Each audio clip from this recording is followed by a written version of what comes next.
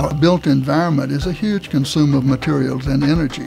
It's the very easiest place to begin because there is this codification of what is a green building. LEED is a very important tool in changing how we think about design and construction. And it requires the entire team, the owner, all the designers, and the contractor, to consider many things that we didn't consider prior to LEED. Depending upon which statistics you find most accurate, generally it's agreed that buildings consume somewhere between 40 and 48% of all global energy, roughly 40% of all virgin materials, but they also produce 40% of all CO2 on the planet and roughly 40% of all of our landfill waste in the country. When we think about high-performance buildings, it's having a lower environmental impact and it's good for our economy. And it's creating a better place for the building users, so it becomes sustainable in a variety of ways. 30 Hudson is a 1.5 million square foot building. We will have almost 6,000 employees over the next couple of years. This is an early LEED building. It was one of the largest LEED certified buildings in the world. We are an entrepreneurial firm, so when we look at why go green, it's got to make sense. It's got to make commercial sense. We incorporated LEED standards in all our capital projects operating procedures. With the building of our new headquarters, we will be the largest owner of LEED certified buildings. We have committed to reduce our carbon emissions by 7% by the year 2012. We believe a healthy environment is the foundation for a sustainable, strong economy, and that in itself is a business case for doing the right thing as it relates to the environment. Our whole company is focused on the fact that no longer can the environment and economic growth be at odds. And in fact, the only way to have economic growth is sustainable economic growth. And that business needs to take the lead. My grandfather started the business here in St. Louis in 1918. We have been ranked by Engineering News Record as the 55th largest contractor in the country. This used to be a metal fabrication plant. It was built in the 1950s, and now it houses our headquarters, our international headquarters. We reused as much of what we found here, but we paid special attention to the energy use, the recycling of the materials, the use of water, and other resources that are part of the building, and we tried to make it as friendly for the users as we could. Facilities such as this, there's an integrated approach. 20% of the year here in the Midwest, we can run on natural ventilation, which means the window's open, we can turn off the HVAC system and run on free cooling mode. The thing that makes it high performance is that all of those subsystems are working together at peak efficiency in order for the building itself to be the most efficient it can. In this facility, 110,000 square feet, our utility costs are half of what they are in our old facility at 70,000 square feet. That's going to pay dividends for a long time because it's reduced the costs. But it has more dividends in how it's perceived by the people we do business with. It also sent a great message to our own employees. It isn't a matter of how much more is it going to cost. It's a matter of what's the best building I can get for the money that I have. It's a subtle difference, but it's an important one. We are right in the mid-range of what a Class A structure in St. Louis would cost. We call sustainability a leadership initiative. We don't call it an environmental initiative. We believe that the customers of the future, especially the discerning customers, will choose our products, not because they are environmental, but because it's a differentiator between products that aren't. The University of Denver has been teaching environmental law and ethics for over a century. Several students came to me and a couple of other professors and said, "Are we going to build a green building?" And so they introduced us to the concept of LEED, got us in touch with the U.S. Green Building Council, got us in touch with some LEED architects. As part of the traditional University of Denver aesthetic, they went with more massive buildings that have deep floor plates. One of the big daylighting features is a central atrium that brings light deep into the core of the building. So LEED kept pushing further development and further depth of thought in terms of why we do what we do. But there were quite a few aspects that we really opened our eyes on in terms of saying there are things that we need to do better. It brought forward a lot of good ideas. We're using 40% less energy every minute, every hour, every year, 39% less water. That whole package made a tremendous amount of sense to people. And in the end of the day, we never have regretted it for a minute. It was one of the best things we've ever done. It looks like any ordinary campus building. It's not this kind of innovative plane crash building that looks like the architects were really trying to break the mold here. It really is your traditional University of Denver aesthetic.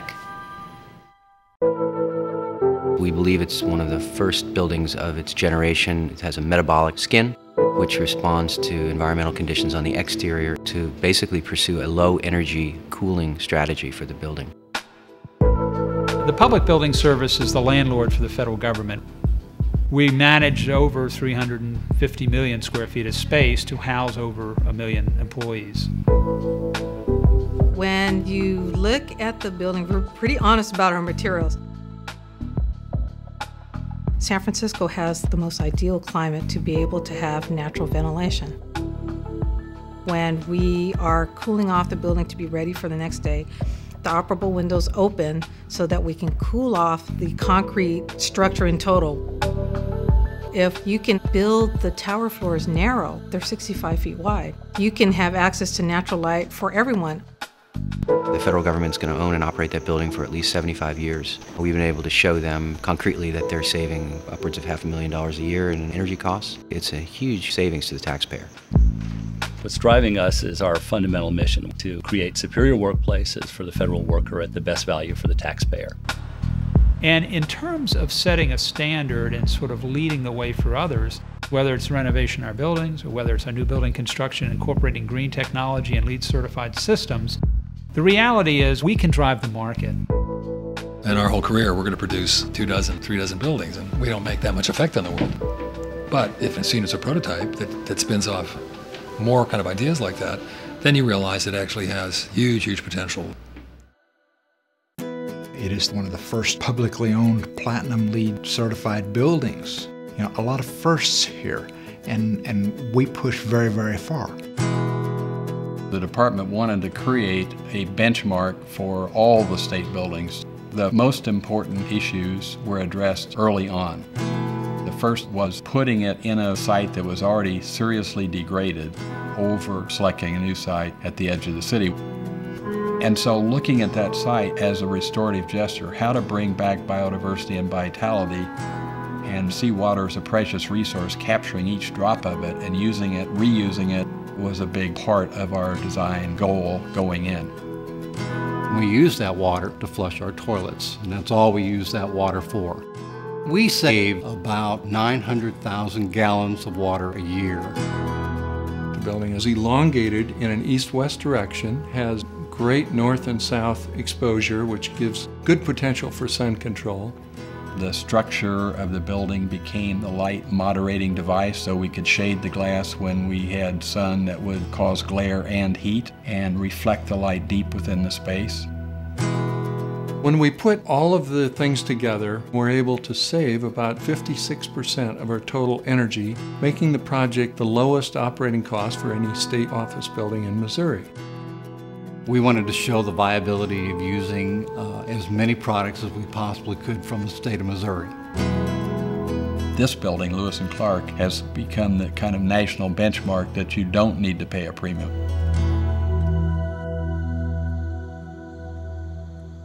Because everything we do is with bank loans and mortgages, it all needs a good return. And we have never found that by aiming towards the highest level of environmental and social responsibility that there has ever been a equity return hit. And in fact, what we're finding is higher occupancy rates and higher rents, actually, because we're building better communities this way. Kennecott Land was set up in 2001. The business objective was to get value from the land holdings, and that's evolved into what we call a sort of a builder of enduring communities.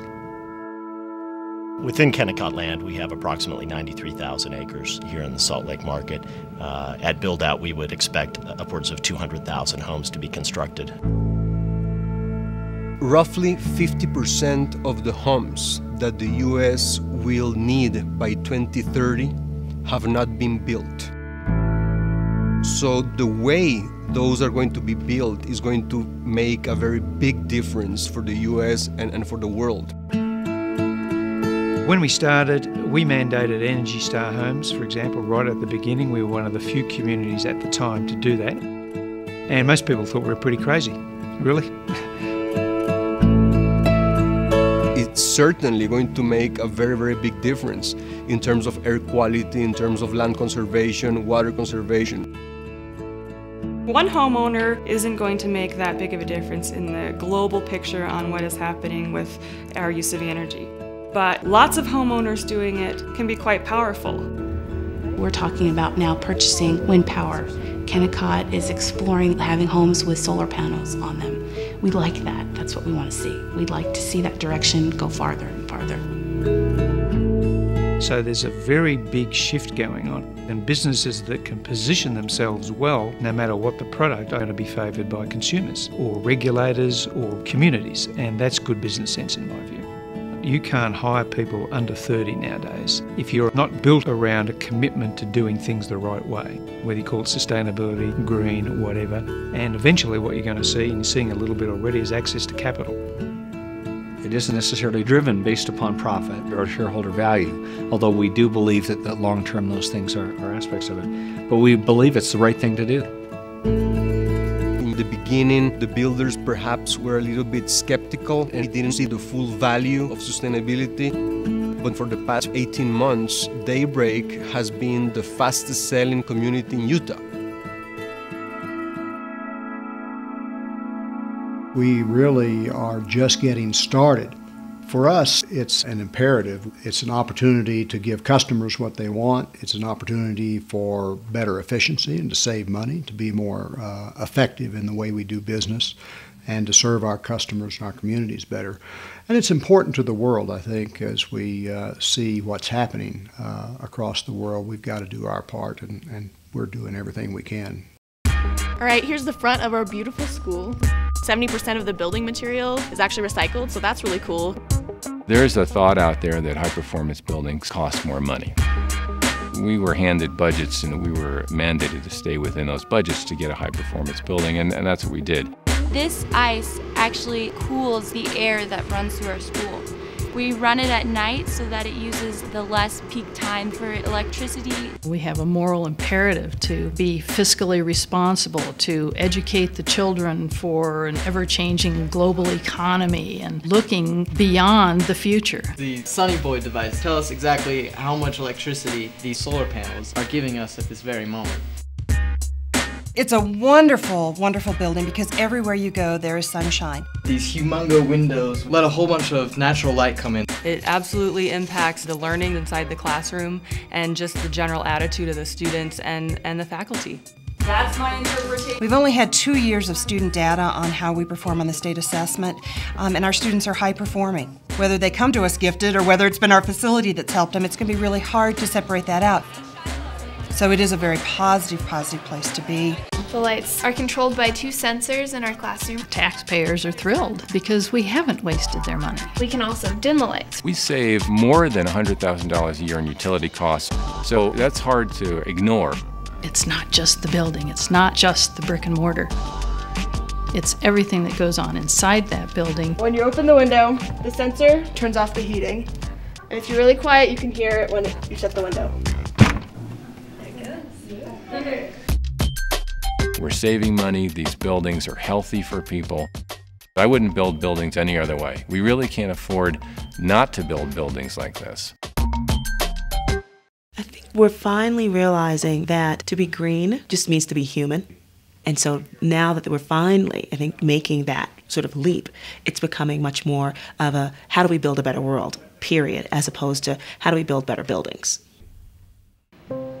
Rocky Mountain Institute is an entrepreneurial nonprofit organization that focuses on sustainability on a number of platforms.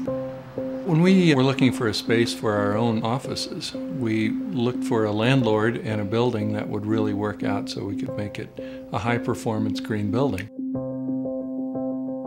We take a fairly simple economic approach to it. I mean, our goal is to be on the leading edge, not the bleeding edge.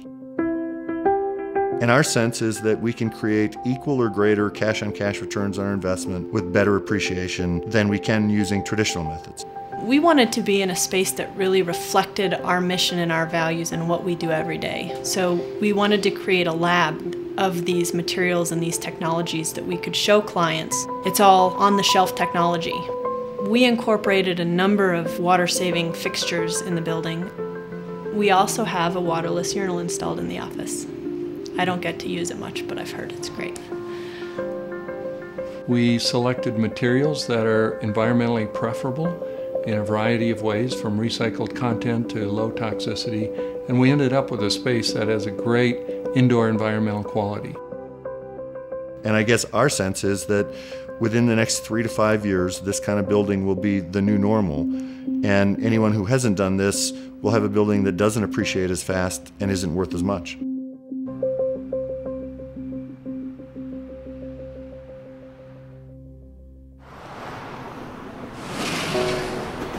I grew up riding a bike, and to be able to combine commuting to work and getting my daily exercise is a great thing for me. It's a very comfortable place to work. Quite frankly, it's very easy to get used to.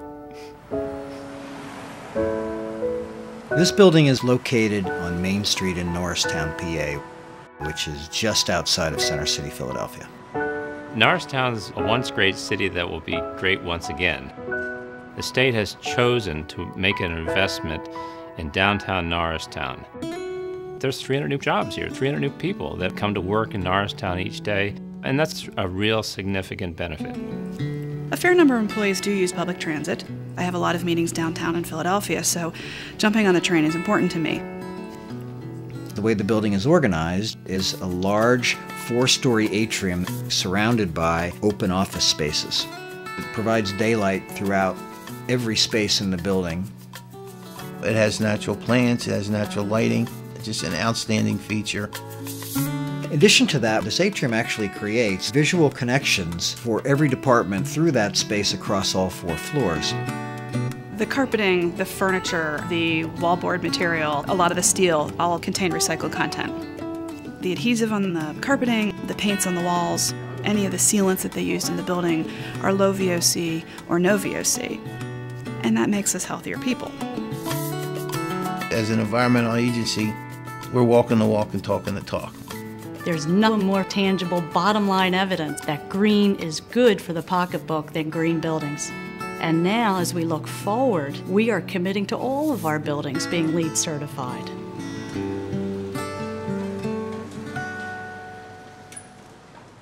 Sustainable practices with respect to energy can make the country and your own company more secure from accidents, from terrorist attack. They can save a good deal of money because the payback periods for most of these energy investments are relatively short. So whether you look at the world the way John Muir did or the way George Patton did, you tend to, I think, come out in a rather similar place. Adobe operates to a set of core values where we like to empower our employees. So that's one of the things that encouraged us to start looking into like green and energy savings. You can't manage what you can't measure. So we have very good monitoring and control of all the building systems, and that's kind of critical. One of the largest operating expenses for a commercial office building is electricity. So we began with some energy conservation projects and expanded that to natural gas and water and dealing with our waste management. We've detailed 64 projects to date, and then we've been able to come up with a pretty good annual savings. We've spent about $1.4 million on them. We've received incentives or rebates totaling $389,000, and we've actually reduced operating costs $1.2 million a year. About a 9.5-month simple payback. and 121% return on investment. I was one of the naysayers, saying, no, green costs money, it doesn't save money. And boy, I'll tell you, once I started seeing the cost savings, I'll jump right up on that bandwagon with anybody else because it works. That 121% return on investment is, you don't get returns like that in any business endeavor or personal endeavor. There's a revolution going on right now, and it's happening in business. For us, being in the fashion business, making products as responsibly as we possibly can actually translates into more profits for the company. When we look at corporate social responsibility, when we look at sustainability, we try and we do incorporate that into all of our areas of operation, be it our buying coffee from our farms in the countries of origin or integrating ourselves into a community. I have two grande with their... If you look at the sector we represent, retail, it's a pretty significant piece of the built environment, and we recognize that if we can get it right, perhaps we can leverage that into influencing how other retailers are doing their business. We're at 14,000 plus stores. We plan to grow to around 40,000 stores over time. We want to be responsible from a standpoint of sustainable design and building in that regard. To get there, we have to use strategies that minimize our eco-footprint. At Starbucks, we have a saying that we want to grow and stay small. And a whole sustainability model makes economic sense for the long term and for the short term if you do it in the right manner. And frankly, I think this is Starbucks' time to influence this particular subject in the world, not only because we have a large building program that's ongoing, but because I think the world's ready for it. I think there is a responsibility. I think business over time, has been responsible for, a lot of environmental damage. But also, paradoxically, I think business uniquely has an opportunity to make an enormous difference, particularly when we think about total system design.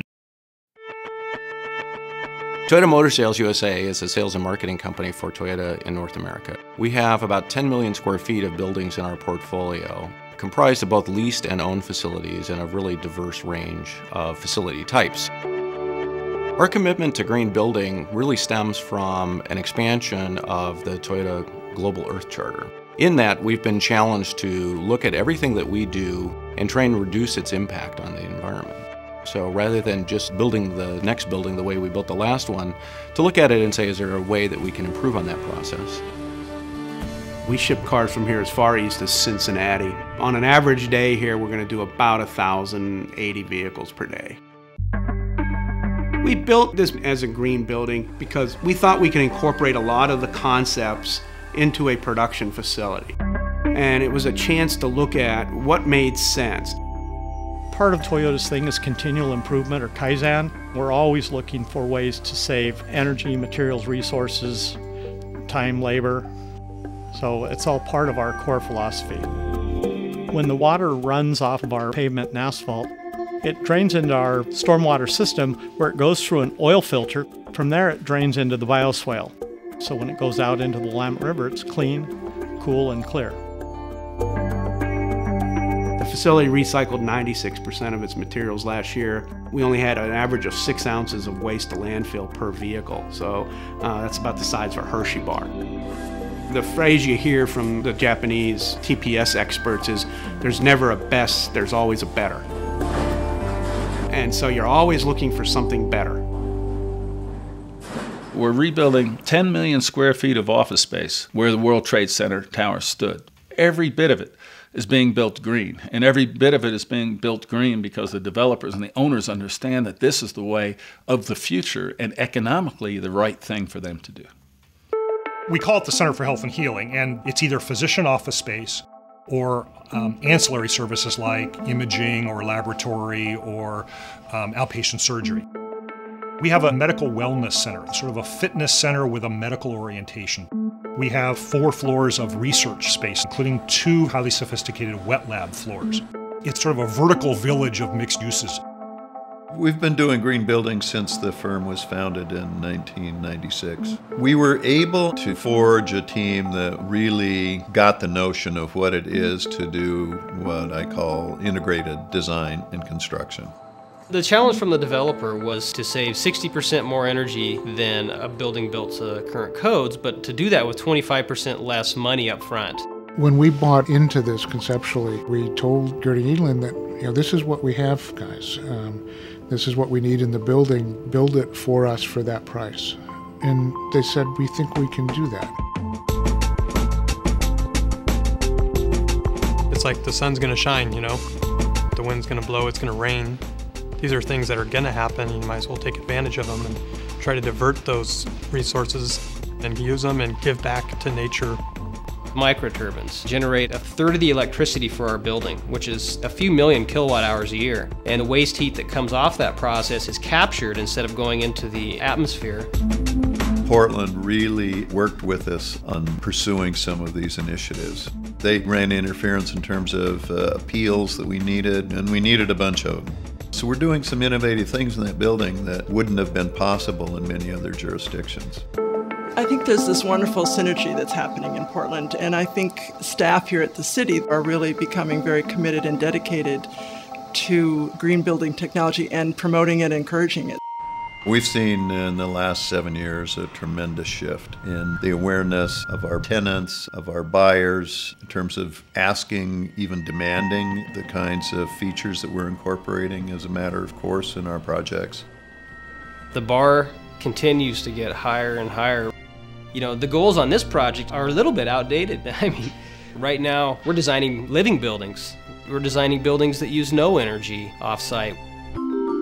There's an emerging trend of creating ecological footprint positive buildings, where buildings are very energy efficient by design, and where using suitable technology, they become energy neutral and in many cases energy positive.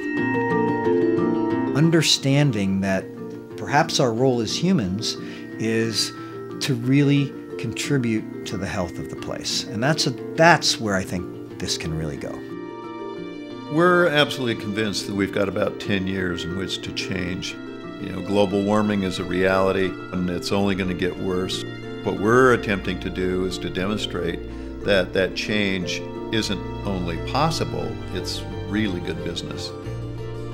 I believe businesses will be left in the competitive dust if they do not respond, as the public, as the market demands. The power's with the people, but there's not a CEO in this world worth her or his salt who will ignore the voice of the marketplace.